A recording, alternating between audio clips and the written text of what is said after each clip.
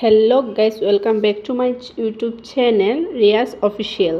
তো পকোড়াটা বানাচ্ছিলাম, হঠাৎ করে মনে হলো যে না এটা ভিডিও করে নিই। তারপরে কি করলাম, এখানে আলুটাকে গ্রেট করে নিয়েছি।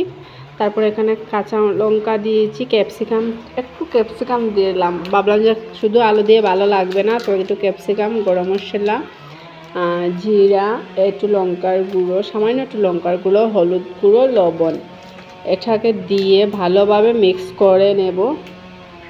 তো দেখতেই পাচ্ছ আমি আস্তে আস্তে দিয়েছিলাম এখানে। আর হ্যাঁ, মেইন ইম্পর্ট্যান্ট একটু ময়দা বা কর্নফ্লাওয়ার যেটাই থাকবে, আমি তো ময়দা দিয়েছি, ময়দা দিয়ে করেছি। একটু ময়দা আর কর্নফ্লাওয়ার দিয়ে তারপরে এটাকে ভেজে নিতে হবে। তো আমি এখানে তেলটাকে গরম করে নিয়েছি, রিফাইনও নিতে পারবে, সরষের তেলও দিতে পারবে। এখানে গরম করে নিয়ে তারপর পকোড়াগুলোকে দিয়ে দিচ্ছি, দিয়ে ভেজে নিচ্ছি। এখানে দেখতেই পাচ্ছ ভেজে নিচ্ছি।